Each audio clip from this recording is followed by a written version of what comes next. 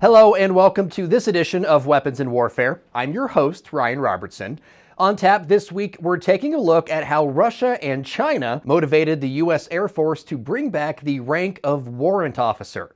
Then we're turning our eyes to the skies to see the Air Force Research Lab's drone interceptor, which also happens to be a drone. Plus, we have the latest comms check in an all-new wrap. But first, let's get started like we always do with some headlines you might have missed. More than 2 years after their illegal ground invasion, Russian pilots are finding the skies over Ukraine as unfriendly as ever. So much so, there's been a substantial decrease in their flight activity. That's according to a recent assessment by the Institute for the Study of War. The Ukrainian military says from February 17th through the 29th, they took out 13 Russian aircraft. Add that to the other 18 aircraft Ukraine claims it destroyed from the start of the year, and if those numbers are accurate, those losses represent more than $1 billion in Russian fighter bombers, jet fighters, and airborne early warning and control aircraft. To the Middle East now, where despite repeated congressional failures to come to an agreement on a new budget, U.S. troops continue to do what they can to help ease the humanitarian crisis in Gaza. Recently, American airmen and soldiers teamed up to help deliver nearly 37,000 meals to Gaza. The effort was organized by the U.S. and Jordan. 60 bundles of food were loaded onto an Air Force C-17 and then dropped into Gaza, providing needed humanitarian assistance. More than 1.7 million people have been displaced since the Israeli offensive began. President Biden said the U.S. will also build a temporary port off the coast of Gaza to bring in more aid. And the Chinese military is continuing to increase tensions in the Pacific, and once again, it was all caught on camera. This is footage of Chinese and Philippine Coast Guard vessels colliding in the disputed South China Sea. Philippine officials say the Chinese Coast Guard and accompanying vessels blocked the Philippine Coast Guard off the disputed Second Thomas Shoal and executed maneuvers that caused 2 minor collisions. A supply boat, crewed by Filipino Navy personnel, was later hit by water cannon blasts. I was on the bridge with the crew, with the RORE team when they hit us, and it was really high pressured water. Water cannon ang they used, and it resulted in damages. Medyo malakas. It shattered the windshields of the ship and caused some injuries to our personnel. China also claims the shoal lying off the western Philippines and has surrounded the atoll with Coast Guard, Navy, and other ships. China wants to press its claims and prevent Filipino forces from delivering construction materials intended to fortify a surveillance post that's been central to the decades-long standoff. In February, the Air and Space Forces announced 24 service-wide changes at the AFA Warfare Symposium, something we reported on in previous episodes of Weapons in Warfare. One of those changes we haven't explored yet is the Air Force's decision to bring back the warrant officer ranks. The decision is motivated by Russia, China, and the ever-growing battle space behind keyboards and computer screens. The rank of warrant officer can be traced back to medieval England, eventually finding its way into the Royal Navy in the 1500s. It was a way to recognize soldiers or sailors with extensive experience and seniority, meaning it was earned by warrant rather than commission, placing the recipient between the commissioned officer ranks and the non-commissioned officer ranks. The practice would find its way into the American military as well, where it still exists today, except for the Air Force, which phased out the rank in the late 1950s. The last active duty Air Force warrant officer retired in 1980. 44 years later, what's old is new again. We're going to engage in developing a warrant officer program, specifically for cyber and IT professionals to be able to ensure that we have that technical talent now and into the future. For Air Force leadership, it's about attracting people with specialized skills who want to serve, but previously hadn't considered doing so. There's something specific about this career field, why it's attractive, and it's a nice match for a warrant officer program. The pace of change of the cyber world, the coding world, the software world, it is so rapidly advancing.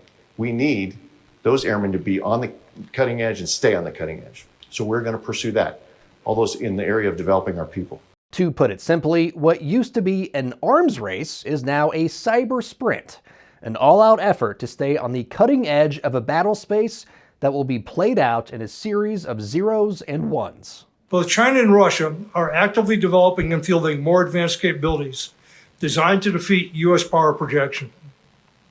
The need for modernization against capable, well-resourced strategic adversaries never stops.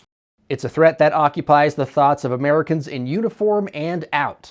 After a nationwide outage of AT&T services, Florida Senator Marco Rubio posted, "I don't know the cause of the AT&T outage, but I do know it will be 100 times worse when China launches a cyber attack on America on the eve of a Taiwan invasion. And it won't be just cell service they hit, it will be your power, your water, and your bank." For those responsible, the effort to make sure that doesn't happen never stops. And as the threats from countries with vast resources continue to grow, so too is the way the Air Force sees its own future. It gets back to how do we maintain our competitive advantage? Today's airmen and guardians want different pathways to serve. And we are in a organization that we've got to keep some of our technical expertise, deep technical expertise, and that's all we need them to focus on. While it's not immediately clear when this reintroduction will happen, what is clear is the Air Force's motivation behind the move. And where we want to retain people who are particularly enlisted who might go out to the commercial world now instead of staying in the Air Force. So we're going to give them a little more pay and a little more status, and we're going to let them do what they want to do. So hopefully that'll be helpful for retention. Time now for our weapon of the week, folks, and it's another innovation from the people at the Air Force Research Lab. Meet the Paladin Multi-Mission Unmanned Aircraft System, essentially a drone interceptor. While there are all kinds of drones with all kinds of missions, the Paladin is still pretty unique. It's like Dalton from the 80s classic Roadhouse, except the Paladin is the bouncer of drones. I want you to be nice until it's time to not be nice. This hex rotor watchdog is what the Air Force wants to make sure their manned aircraft systems don't run into any unexpected bogeys, especially in areas with large populations living around the base. Think Nellis Air Force Base in Las Vegas or Langley Air Force Base in Virginia. We're not going after anything big, and generally everything's either commercial or it's assembled by hobbyists, operating, in the national airspace. Described as a fully autonomous wingman, the Paladin comes equipped with a UAS detector and a loudspeaker for those occasions where a verbal warning will work. But it also has a little something when needed, a Benelli M4 shotgun.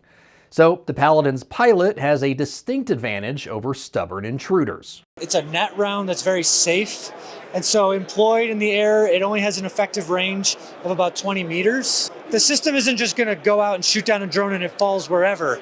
The system will go out, follow an aircraft, identify what it is, we'll try to mitigate it in other ways, get over an area where there's no people below it, and then if we have to engage, we can engage in those safe areas where if it drops to the ground, it's not going to hurt anybody. As for when the Paladin will be put to work on Air Force bases around the U.S., the AFRL says it's in late-stage development right now and will be going through an operational assessment during fiscal year 2025. After that, plans for delivery and implementation will be made.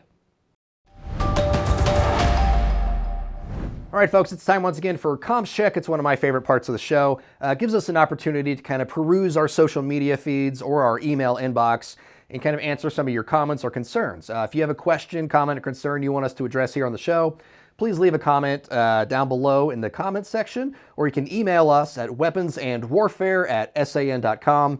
Weapons and Warfare, all spelled out, at san.com. So let's go ahead and get started.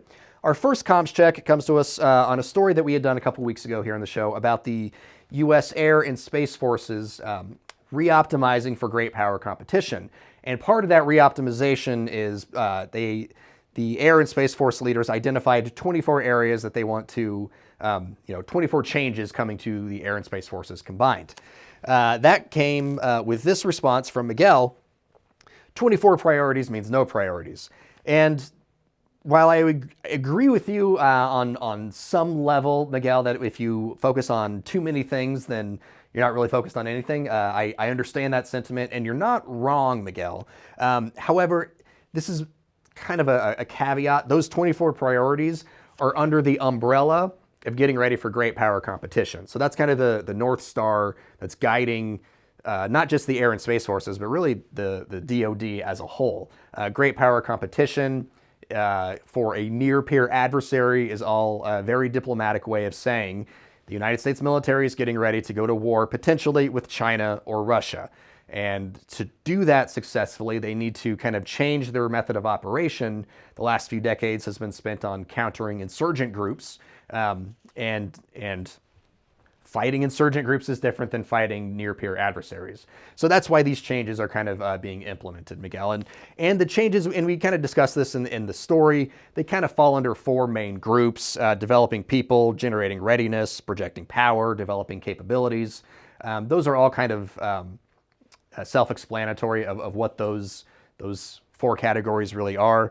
And one of the ways that they can demonstrate each one of these four things is by the way the Air Force deploys combat wings. Usually the way it's been, if the Air Force is going to deploy to a theater, it's pilots from this wing, ground crews from that wing, the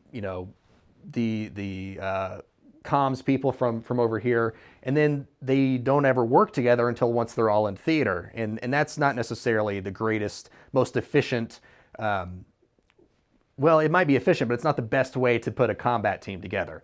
So the Air Force is changing that to have deployable units. So everything that a wing would need to deploy is going to be built here in the States and then kind of picked up and moved overseas when and if necessary. So, and all of these changes, Miguel, are necessary because the militaries of the 21st century have to be able to multitask.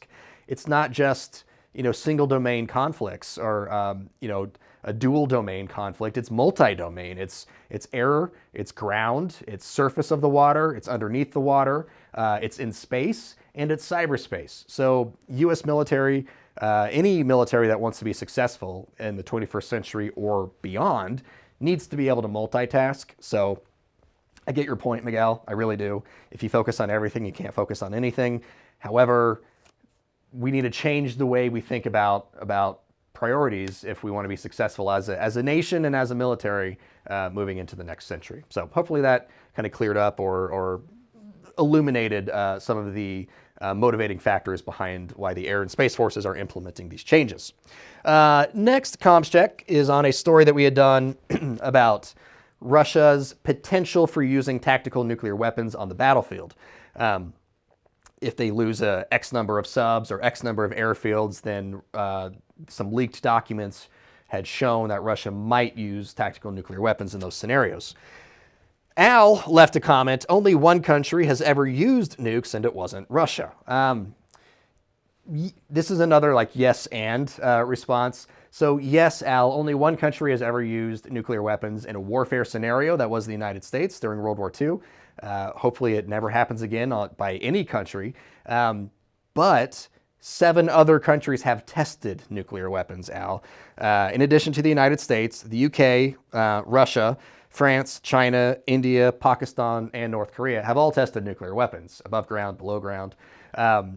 So more than one country has used nuclear weapons.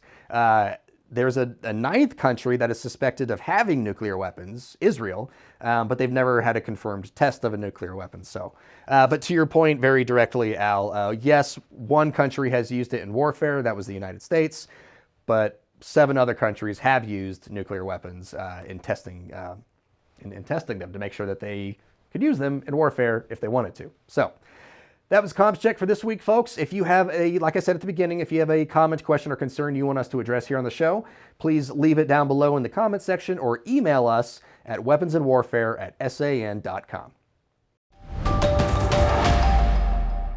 All opinions expressed in this segment are solely the opinions of the contributors. All right, folks, it's time to wrap things up. And to end the show this week, I want to tell you about Marine Corporal Jacob Cogswell.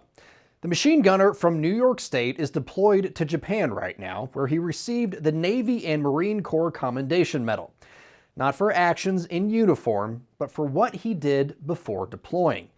Last year, the corporal was on a boating trip with his girlfriend and her parents when they came across some teenagers jumping from a bridge into the water.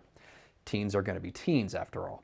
Well, one of those teens was struggling to keep their head above the surface. So, without hesitation, Corporal Cogswell jumped in, grabbed the kid, and then spent the next 5 minutes fighting a strong current to get them both out of the water and into the boat. The father of Cogswell's girlfriend, who was actually driving the boat, told the corporal's commanding officers about the ordeal without Cogswell knowing. In January, the Marine Corps awarded Cogswell with the medal during a ceremony in Okinawa. You hear it said, once a Marine, always a Marine. And that's true. But Corporal Cogswell is also proving the best Marines are never not Marines. And by that, I mean wherever they are, whatever they're doing, heroes find a way to help. Cogswell says he didn't save the kid for publicity or acknowledgement. He just wanted to help that kid. And it's a good lesson, one we're taught as children, but don't always put into practice as adults. We should seek to help, not for personal gain, but for the collective good. So Semper Fi, Corporal Cogswell, and come home safely. Our country needs you, and more folks like you. And that's going to do it for us this week here at Weapons in Warfare. As a reminder, if you want to share your thoughts with us on any of the stories that we cover, you can do so by leaving a comment on our social media posts, and you can always email us at weaponsinwarfare, all spelled out, at san.com. So for senior producer Brett Baker, video editor Brian Spencer, and graphics designer Dakota Petillo, I'm Ryan Robertson with Straight Arrow News, signing off.